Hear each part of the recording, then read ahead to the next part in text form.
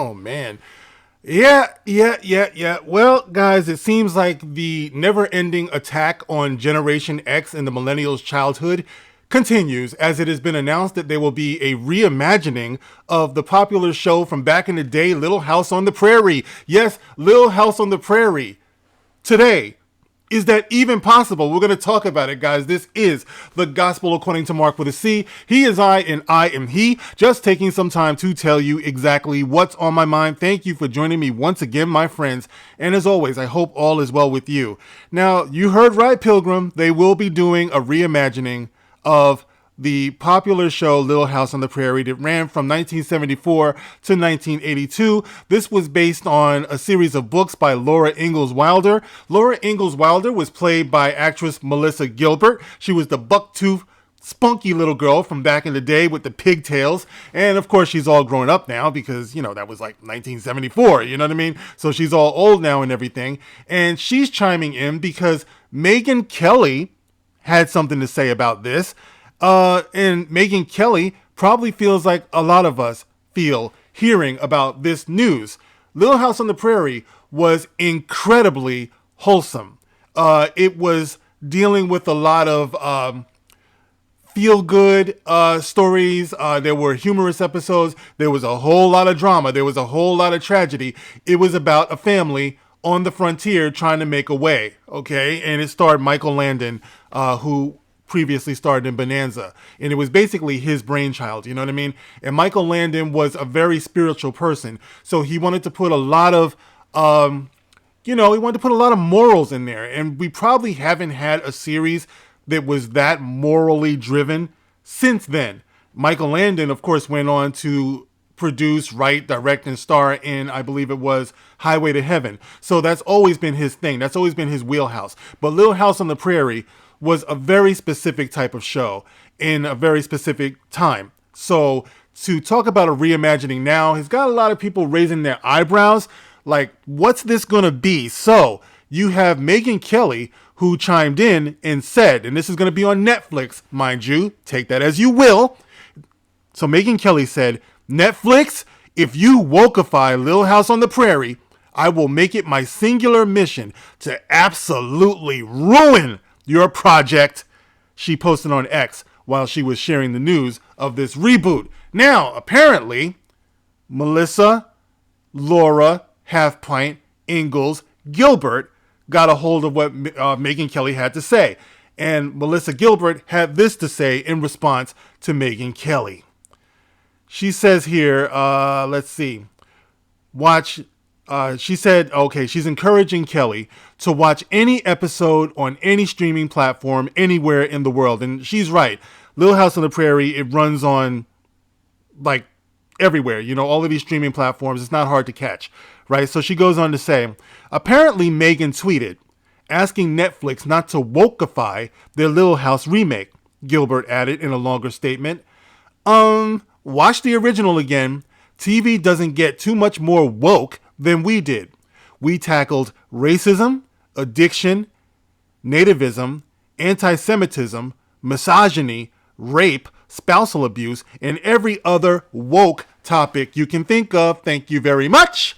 Okay, Melissa Gilbert seems to be proud of claiming that the show Little House on the Prairie was woke back in the day. By the way, they also tackled drug addiction. Remember when Albert was a crack addict? Remember that? That was deep, man. But anyway, yeah, I used to watch that show, man. It made me cry too many times, though. I had to back up off of it. But anyway, so Melissa Gilbert thinks that her show was woke. All right, and let me see. I'll get into that in a minute. But here's the thing. Was Little House on the Prairie woke back in 1974 to 1982? Melissa Gilbert, I think you're confusing a few things. I don't think you've been paying attention to what's been going on in the last 10, maybe 15 years with Hollywood. So let me break this down for you, Halfpint. There's a difference between what you're talking about. I would say that Little House on the Prairie back in the day was aware. It had a sense of awareness. It talked to several topics. And like I said, Michael Landon was a very conscientious type of person. There are certain things that he cared about, that he was passionate about. And see, therein lies the difference. What we have today is a bunch of exploitation. When you talk about woke programming today, you think about virtue signaling. You know, these people like to get into interviews and brag about what they did. I never heard Michael Landon or even you, Melissa Gilbert, until now, bragging about the topics that you did. You just did it because that was the nature of the show. This is something that you were trying to get across to your audience. This is the reason why it was actually a much better time, because you got the idea that people actually gave a damn. You know, after G.I. Joe, for example, when they were shooting at each other all over the place, trying to kill each other, there would be a message later on. I don't know how many of you might have remembered there used to be a show called Davy and Goliath. I went to a Catholic school when I was growing up, and I remain untouched, by the way. Thank you. Got a little bit hairy for a while back then. But anyway, shout out to all my Catholics. I went to a Catholic school, and they used to play this show called Davy and Goliath. It was like stop motion, claymation. I don't know what that was. But anyway, you might remember it. It was Davy, the little boy, walking around with his talking dog. I don't know, Davy. You don't want to go shoplifting, Davy. You know, and there was always a message.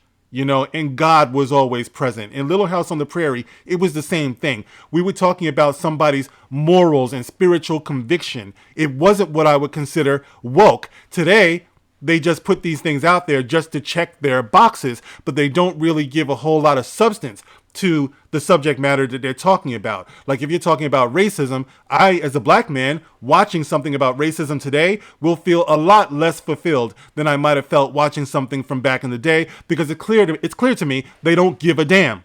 You know what I'm saying? Now, what do you guys think about this news? Those of you who might be familiar with Little House on the Prairie, do you even think it's possible to do Little House on the Prairie today the right way? I'm thinking no. Now listen to this. Rebecca Sonnenschein, who did The Boys and Vampire Diaries and Archive 81, she's going to be the showrunner and executive producer on this Netflix show, on this reboot. Now, the official logline for the series reads, part hopeful family drama, part epic survival tale, and part origin story of the American West. This fresh adaptation of Laura Ingalls Wilder's iconic semi-autobiographical Little House on the Prairie books offers a kaleidoscope view of the struggles and triumphs of those who shaped the frontier. Okay, you know, I'm feeling a little bit of Yellowstone vibe here, maybe. You know, I'm thinking, because I saw somewhere else that the Osage, I hope I'm pronouncing that right, the Osage Indians are going to play a role in this as well. Now, in the original series, they didn't too much get into that. Yes, they did touch on these topics, but I've heard people criticize in the years past that Little House on the Prairie was an idealistic view, and they never tackled the fact that Charles Ingalls, Pa, Ma, Laura, Mary, and Carrie Ingalls, that they were actually trespassers on the land. They were stealing the land. So today's sensibilities are suggesting that they tell the truth about Little House on the Prairie, that they stole that land. But you see, Little House on the Prairie was never really concerned with that. As I said, it was more about morals. There were actually episodes where they talked about issues of faith in the church, you know, and things like that. So it wasn't so much about that. It was about ideology more than anything. But if you want to do something that's going to be more, I guess, critical of the time, of the reality of the situation, then you might have a much different looking show than the one that they had back in the 70s and early 80s. The books, whether they're faithful to the books, I don't know. I never read the books, so I'm not sure where the original show might have deviated from the books. And maybe this one, maybe it's going to represent the books even more. Maybe Pa was a bad guy. Maybe he was shooting at Indians. I don't know, you know. However, what Melissa Gilbert is saying, I believe, is a little bit off base. Yes, they did all of those things. They tackle all of those cutting edge topics and everything. But there's a difference between woke and awareness. And originally, when we used the term woke, we were talking about staying aware. But since then, it has been bastardized by Hollywood and by others to mean something totally different. And now woke stands for a little more than hypocrisy. But anyway, guys, why don't you get in the comment section and let me know how you feel about this news about the reimagining, the reboot of Little House on the Prairie. Do you feel they're going to do this right? What might be your concerns if you've actually watched this? Like I said, for those of us who are Gen X or millennials, there's a good chance we did at least have some type of experience with this show. Some of you might have watched it on repeats or whatever. But get in the comment section and let me know how you feel about this. As always, guys, you can like, you can share, you can subscribe. And if you want to, hit the super thanks feature on each and every one of my videos. I promise you guys, I am not getting paid by YouTube anymore. As a matter of fact, look at my views, guys. For someone with over 13,000 subs, to be these days, I'm lucky. I told you guys before, I'm lucky if I make 4, 5, 300 views. These days, I'm lucky if I make 100. You see what's going on here? But anyway, I'm not going to cry about it. No, I'm not going to cry. I'm not going to cry. I'm not going to shed no tears. Get in the comment section. Let me know how you feel about all of this, guys. I will catch you on the next one. This is the Gospel According to Mark with a C. Rock on.